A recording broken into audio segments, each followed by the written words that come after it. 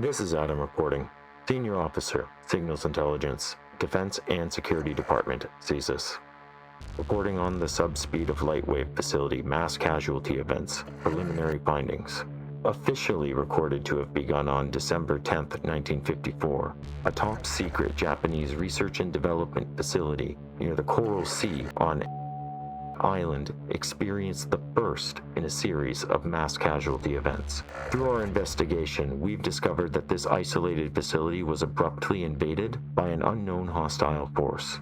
This invasion was inadvertently enabled by a sequence of incidents and critical errors related to the facility's ongoing subspeed of lightwave signal transmission research and operations. It's highly likely we never would have discovered this facility either. Japan had managed to keep a really tight lid on this until their recovery expedition successfully reactivated the facility in the summer of 1976. Once reactivated, one of our listening posts near the Coral Sea detected prodigious amounts of data being transmitted both to and from this facility. Given the antiquated security measures and encryption being used, our listening post successfully intercepted a substantial amount from these transmissions without notice. Unfortunately, a large amount of the data we obtained was corrupted. A remote location paired with post-war technology from the 1950s made 100% clean data recovery an impossibility. That isn't even to mention the records and data we know they purged through their contingency measures. The bulk of what we do have is verified UAV footage of what happened to the people that they sent inside of that facility, with a patchwork of recovered data and logs to help us fill in the blanks. Now, apparently the Japanese found this place by accident. Way back in 1896, when a vessel named the Takagi Meru was returning to Japan from a trip to New Zealand of all places. Historical records have nothing on the Takagi Meru during that time period. It's quite possible this is just a falsified record used to keep the facility location concealed. The most we could dig up on the name is that it was named after a famous Japanese painter, Fushima Takagi, born in 1867 and he died in 1943. Known for oil paintings and yoga-style paintings, while he's very talented and his artwork looks great, it is of little relevance to the rest of the investigation. Now, New Zealand isn't exactly next door to Japan, so at the time we believe the most likely reason for the visit would have been economical, trading for dairy or literally anything at all related to sheep. Now, interestingly, on their return journey, the Takagi Meru was reported to have been blown far off course by a violent storm. As they tell it, the boat passengers found this island by accident in the process of seeking refuge. Their initial findings seemed innocent enough, aside from comments that the lack of any animals living on the island was eerie. Despite appearing as just a desolate island, they went back. During their exploration of the island, their records indicated that a rudimentary sanctuary was discovered. Built from local stones, they bore dozens of engravings in an ancestral and unknown language. Some of our anthropologists believe the engravings and structure could have been made by a primitive group of humans who were potentially affected by a minor degree of what happened to the Japanese later on.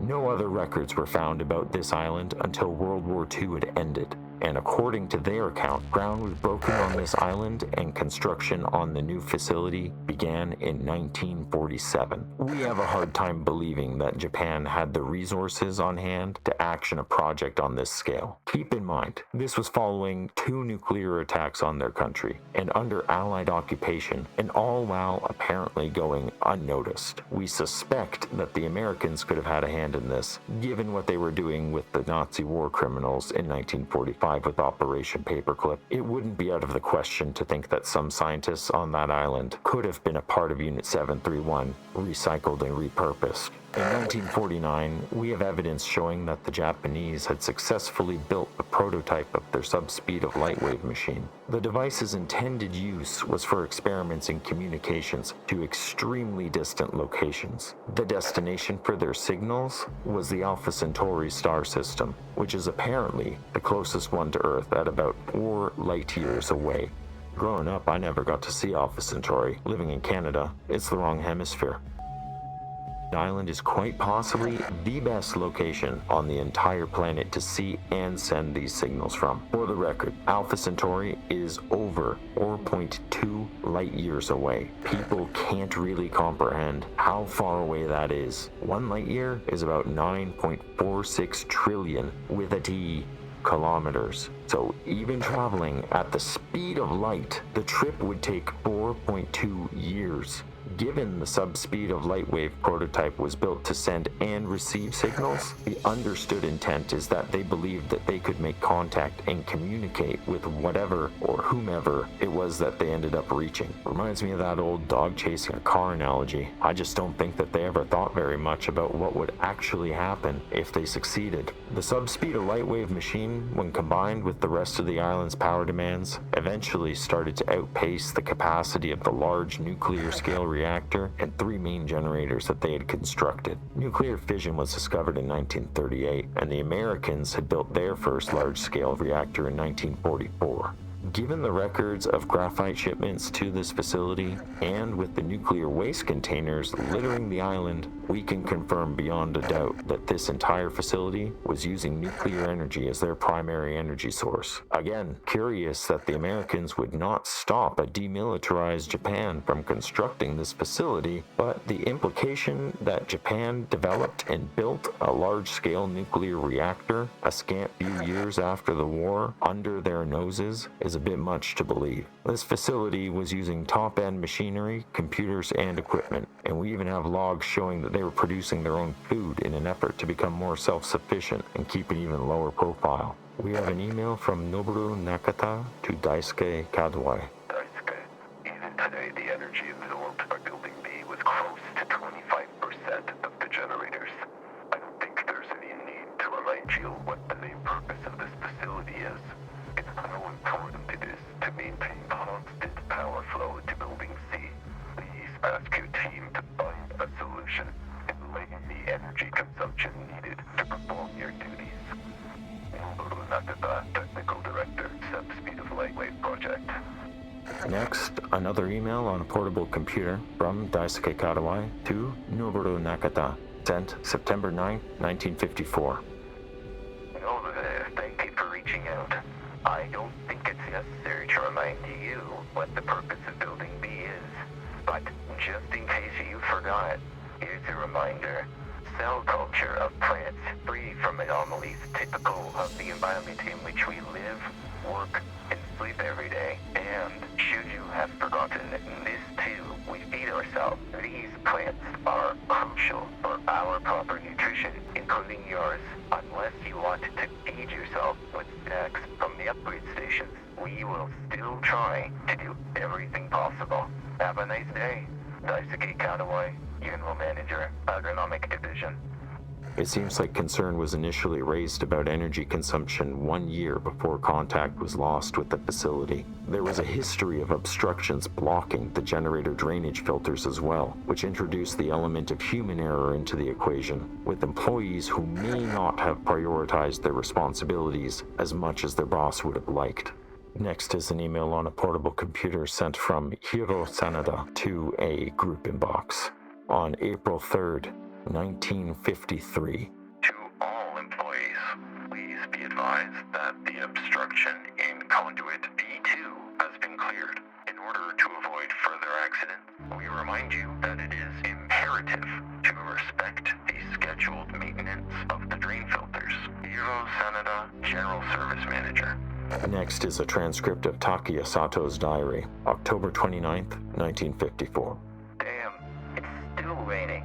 I absolutely have to go to the forest exit behind the drainage system. I hit a number of S&Ps in the trees, and this damn rain is gonna ruin it. The gate will remain sealed until the next drain, scheduled for the day after tomorrow. I don't want to wait. I'll try to contact Hiromasa. It's time for him to return the favor he owes me. After having our folks look into what S&P could possibly be referring to, we actually discovered that it referred to a Japanese erotic monthly magazine called Sexy and Popular. The last part about opening the sewer's drainage gate early is particularly concerning when we look at the date, October 29, 1954. Keep that date in the back of your head, as you're going to come to learn that this interruption to the energy supply would become a case of famously bad timing. As an aside, this person, who may have had a hand in the downfall of the entire facility, wasn't there when things went wrong. We intend on looking into their whereabouts now, as we currently cannot determine if this was purely incompetence or somebody performing espionage. To support this, we have a transcription of a message on a sticky note from November 26, 1954, once again from Takuya Sato. Hi, Hiro. My application for early leave has been accepted. I'm sorry I can't say goodbye, but I'm leaving on the November 29th ship. See you at the end of January. Don't get into trouble without me. Tata. It's no coincidence that 2 weeks after this happened, the facility had 2 security guards disappear under extremely concerning circumstances. These are the earliest records we have in our timeline of the event where facility staff began to disappear. This is Tatsuko Murakami, security, night shift of November 15, 1954. No, a blockade shift generator number 2 occurred at 2:09 a.m. Manual restore required. And heading to the room. Iwata, I know the next night shift is yours. In case you don't know, the room code is... This is Haruki Iwata, security, night shift, November 16, 1954. The researchers from the afternoon shift left a note relating to noises coming from generator room number 2. I'm going to investigate. Asuka, thank you for leaving me the code. I was not aware of the electronic lock in one of the rooms of the... The recording suddenly stops. Their power demand issue became so severe that staff members were finding ways to obtain or create alternative power sources. We can see this is clearly demonstrated in this transcribed petition here. I don't think I'm the only person who has noticed that the stocks of upgrade stations debase so quickly that they can't meet the needs of all the staff. I think one delivery every 3 months has been sufficient. A few days ago, during an experiment, yes, an important one, there was a drop in power in the laboratory. No problem. Let's get an energy cell from the nearest upgrade station. Needless to say, they were sold out. We had to cancel the experiment. I asked anyone who was interested in actual scientific progress and in avoiding stupid accidents like the one described to sign below. Thank you, Dr. Kimura. Research and Development, Subspeed of Lightwave Project. This is corroborated by their shipping documents that we have on hand as well. We got shipment 004089 to the kind attention of Dr. Noboru Nakata. Shipment contents were mercuric oxide, graphite, zinc, and the rest of the content was not transcribed as it was unreadable. A large-scale nuclear reactor would require graphite in larger amounts in order to safely meet the larger energy demands placed upon it. Interestingly, we can also see the mercuric oxide and zinc, which are ingredients needed to manufacture mercuric batteries, showing that facility staff were becoming simultaneously more desperate and creative when making ends meet. More specifically, mercurial batteries are electrochemical batteries. They're known for their long shelf life and came into wider use following World War II. Their luck must have been especially poor because that very shipment was lost along with the few staff members who were responsible for transporting it. Here we have another audio recording on a portable recorder. December 9, 1954, Maida speaking. Only 11 of the 12 packages we had been expecting arrived at the center. Apparently, one was lost en route.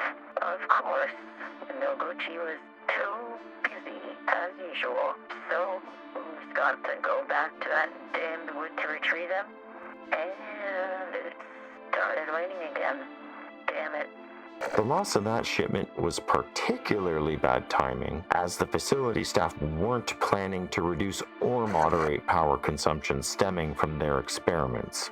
Next is an email on a portable computer from Masaya Terajima to Daisuke Oyama, August 8, 1954.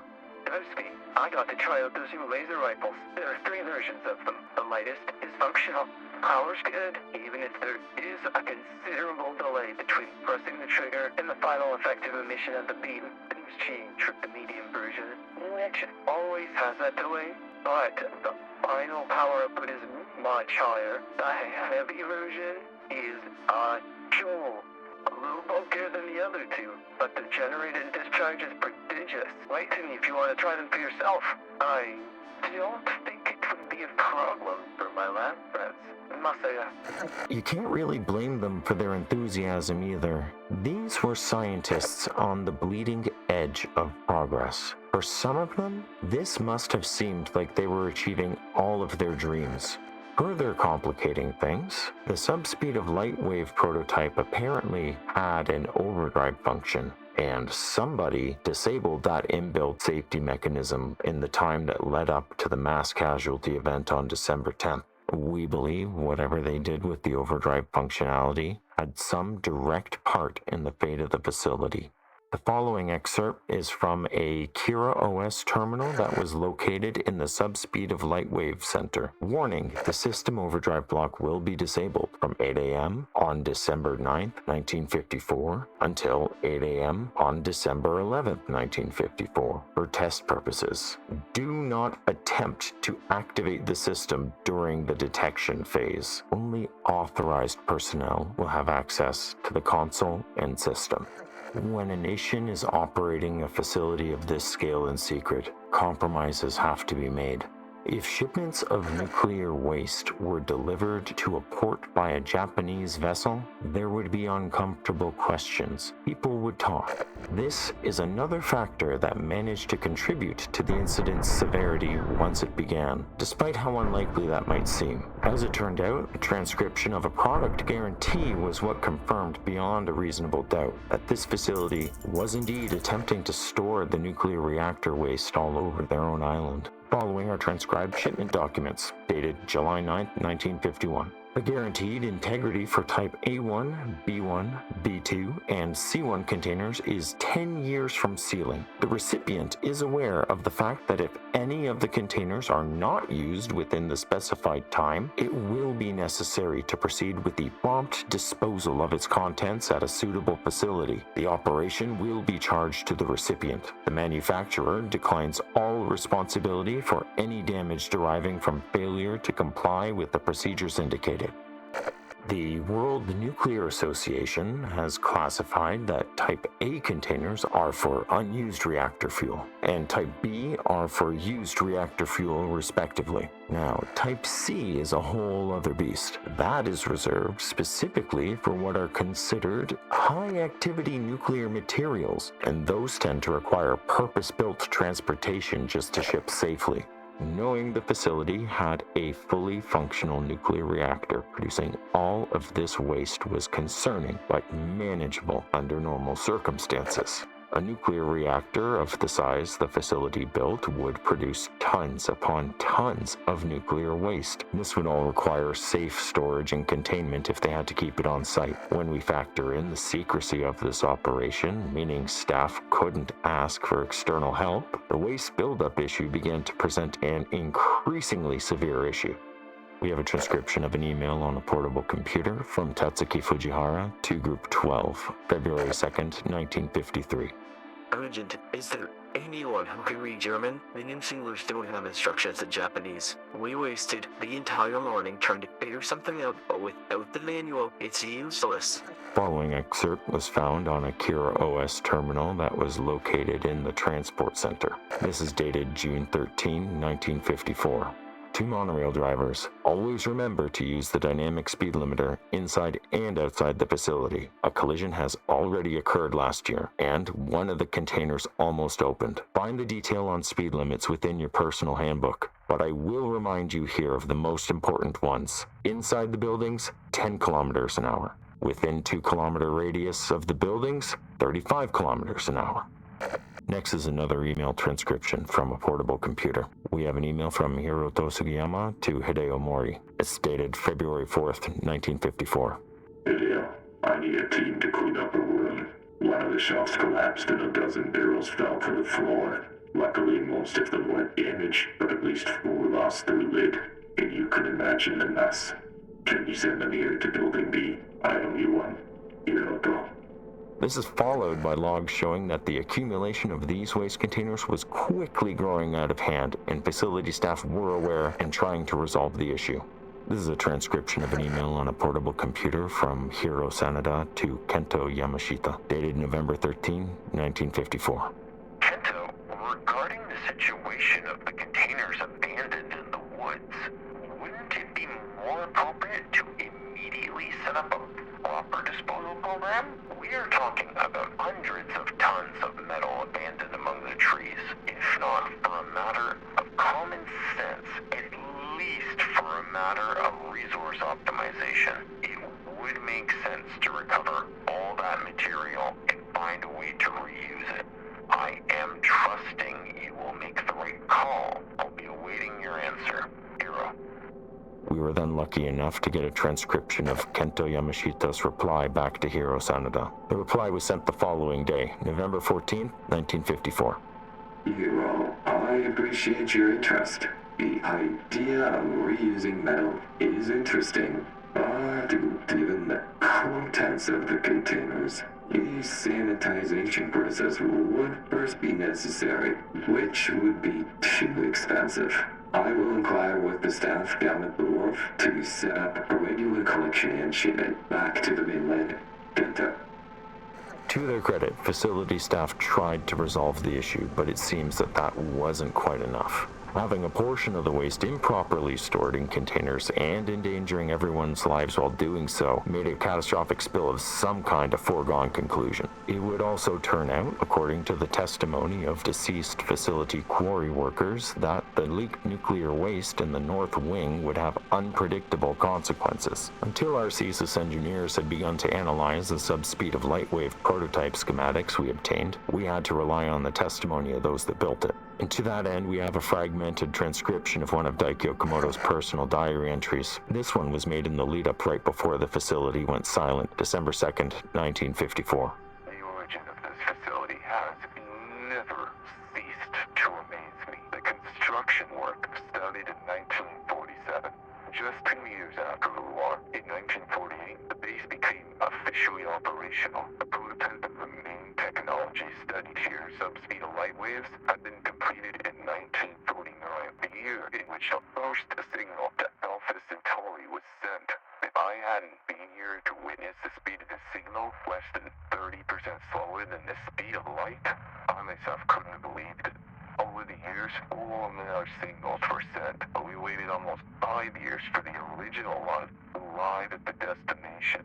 We were suspecting an error in the communication systems when, after less than 2 months, we received an answer. There are recovered logs from their Kira OS terminals indicating that sending a signal was an annual task, and they would manage to get 5 signals out altogether before their efforts would end up being rewarded with their deaths.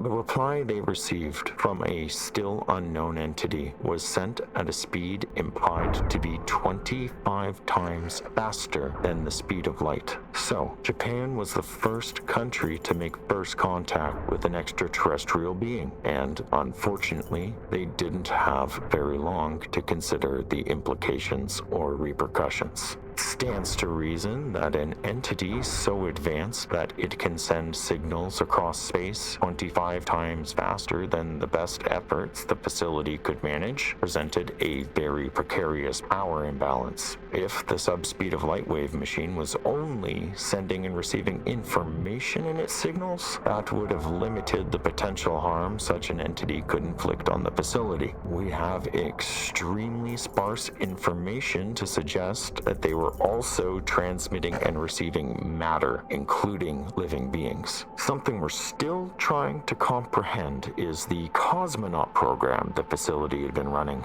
This is our best explanation since the facility had a contingency measure in place to purge all related information, so it's a minor miracle that we got anything at all. It's on record the facility had north, west, and eastern wings.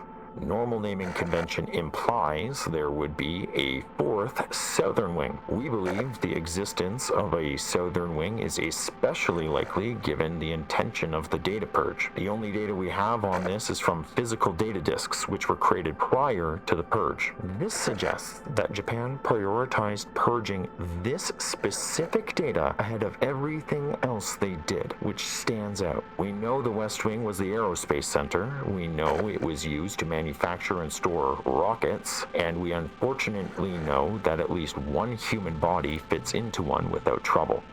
This is a transcription of a message written on a piece of paper, which appeared to have been written in quite a hurry. It was found in the West Wing, the aerospace division. Please, if anyone finds this message, I'm in the structure of one of the rockets in the main assembly hall. There's barely space to lay down. Come get me. Help me, I'm begging. We can further confirm that the facility was not only designing space exploration vehicles, but also that those vehicles were directly related to subspeed of lightwave projects based on technical drawings and notes we have on file. The handwriting is illegible. The drawings look like technical diagrams of space exploration vehicles. Each drawing is accompanied by data regarding dimensions and weights, together with other non-decipherable measurements. The term subspeed of lightwave appears on several pages. We suspect that the scientists and researchers in this facility had found a way to transmit entire vehicles and people intact. We're not talking about the fly here. Our assumption in that case was that they were sent to Alpha Centauri, as that's where they had previously been able to successfully transmit signals in the past. The recovered data disks that I mentioned contain logs written by Dr. Katsuragi, a member of the facility's medical staff. The doctor was trying to diagnose and treat a member of a cosmonaut expedition. From these, we can further confirm that these cosmonaut expeditions had occurred around the time of and prior to July of 1954. Personal notes, Dr. Katsuragi, Medical Division, July 12, 1954. Security escorted. Male, 27 years old, to the medical center today. I was immediately told that the patient will soon return to mainland with the next expedition, but psychological assistance is needed. Confusion. Blank stare. Possible symptoms of... He doesn't seem able to provide sensible answers, even... Note. The subject whispered the sentences, "I've been there," or "I don't want to go back," several times as far as I was able to understand. Investigate. Personal notes, Dr. Katsuragi, Medical Division, July 19, 1954. The subject has been under observation for more than a week. I haven't made much progress in ascertaining what his disturbance might be, but the subject seems somehow more cooperative, even if the communication remains one way. He continues to express himself in disjointed sentences, but she seems to be convinced that she was part of a mission and that she was... I tried to ask him for details about the location or purpose of this mission, but the subject began to... As terrified, sedation needed. Personal notes, Dr. Katsuragi, Medical Division, July 26, 1954.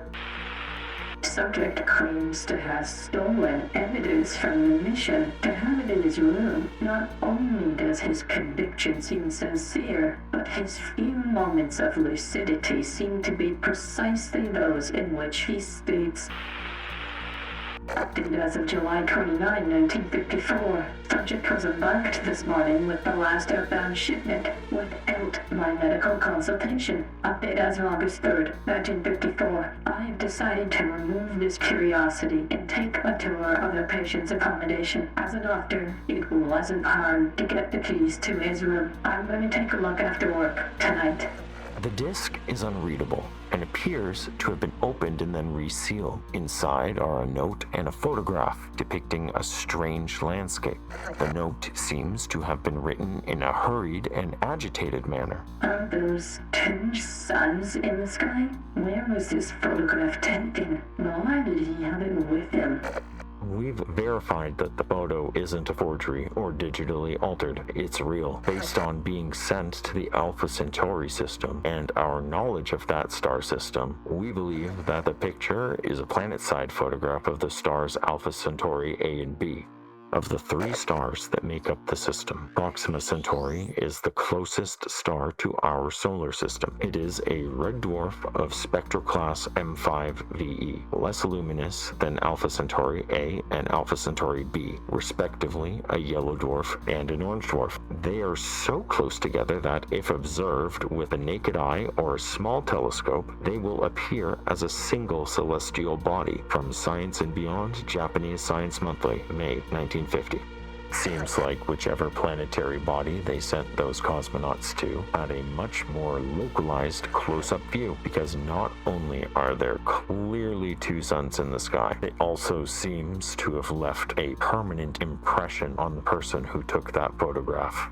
This is a very significant report that was transcribed. The sheet contains a long series of data that was printed on a sheet of paper. The date is October 31st, 1954. A few lines toward the bottom have been circled in red ink. This data shows us that where they had been sending the majority of the subspeed of light wave signals and the origin point of the signals being received are the same place. We have to assume that CCA in this instance is going to be measured in cold crank amps. And this data further shows the strength of the signals being received began at 5100, began to increase with each signal being received from there, and ultimately began to increase in orders of magnitude until the computer could no longer display the number. We need to add context to that amount of CCA. This is an excerpt from a Kira OS terminal found in the Subspeed of Lightwave Center.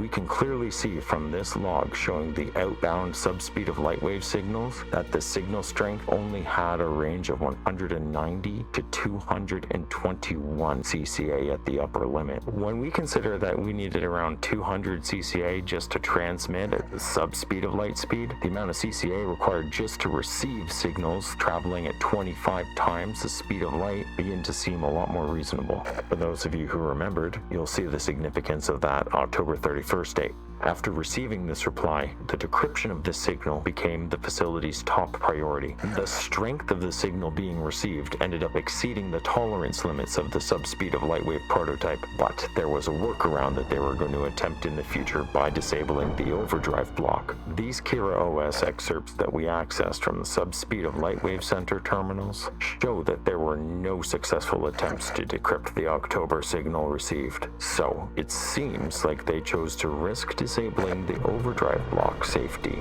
to see if the more intense signal could actually be interpreted. Given the following transcription from Kazuo Okada's diary was dated during the time when the subspeed of lightwave machine had the overdrive block disabled, in this case December 10, 1954, it seems like they either managed to decrypt something after all, or they were trying to send out a warning or call for help. December 10, 1954. Yesterday, I received a request to deliver a packet of documents personally to the Subspeed of Lightwave Center. We are rarely asked to move out of the sector we are assigned to. Staffing policies are very restrictive. I arrived a couple of hours ago, and I wasn't surprised to be escorted by a security guard as soon as I got off the train. I handed over the documents and signed a receipt, and was immediately escorted back to the waiting room on the platform. The train is 45 minutes late, and there is no one else waiting for it but me. How strange. Our determination is that once overdrive was enabled with an entire nuclear reactor on the ready to power it, the entity sending these signals to the facility was able to use the prototype subspeed of lightwave device to invade and corrupt the entire facility. The following is a transcription from a portable recorder. This is Iwasaki, evening shift, December 7, 1954. I am inspecting the supporting structures in tunnel A12 of the North Wing Cave. I'm seeing a strange substance. Something seems to be coming out of from one of the walls behind one of the metal pillars. Is it pulsing? A weird liquid can be heard, and then the recording stops. You can imagine how word on something like this may have spread and caused workplace safety concerns. December 7th would mark the wider onset of people disappearing with no warning from the facility. To date, they have never been recovered. And we here do not believe it is a coincidence that people began going missing in higher numbers once the subspeed of Lightwave machine's overdrive block was disabled. Here's a transcript from a portable recorder. December 10, 1954. This is Nakata, Technical Director of the Subspeed of Lightwave Project. 3 days ago, Dr. Sato did not show up at the laboratory. We sent someone to check his room, but he was not there. He hasn't been seen for the whole day. The next day, Nakashima and Nishimura did not show up. No one saw them or communicated with them. On the third day, only Arahana showed up in the laboratory, visibly shaken. This morning I was alone, not being able to perform any job without support. I went out for the first time in weeks from the lab during business hours. The corridors were deserted. I checked the security room. The monitors were on, but no one to control them. From the cafeteria, I could see that the kitchen was also deserted, and lunch was only 30 minutes away. The IT offices were empty, as was the emergency room. There's more, barely perceptible at first. A sweetish smell spread throughout all the corridors of the facility. What kind of joke is this? I'll go to Building B by evening. Next is an email transcript from a portable computer from a person with the surname Fukuda to Jiro Hasegawa, December 9, 1954. Jiro, have you seen Tanaka by any chance? I got a call from Sissy yesterday, and he didn't show up for work today. His quarters are empty, and no one seems to have seen him for almost 2 days. Is he in your area by any chance? Let me know. Fukuda. Next transcript is another email from a portable computer. This one is from Ichiko Sakurai, sent to group number 5. This was sent on December 12, 1954. Where is everyone? There's been an unusual silence since last night. This morning I woke up early and went to the meeting rooms without meeting anyone. The corridors are deserted, but usually someone is already around, even in this hour. Did I miss any notice? Is anybody there? Ishika. And lastly, we have the transcript of an email from a portable computer here. Emails from Takahiro Suda to Noboru Nakata, December 12, 1954. Noboru, I am contacting you completely unofficially. It has been 2 days since we received the daily reports. What's more, all kinds of signals sent here from the mainland to the facility gets no response. Do you have a problem with the generators? Do you have to recover any kind of relevant interruption in the subspeed of Lightwave project? Inform me that it has been decided to wait a few more days before an official verification of the situation is made. If you deem it appropriate, should you encounter any problems, contact me through my personal address. Before officially informing the board of the reasons for this anomaly. Takahiro.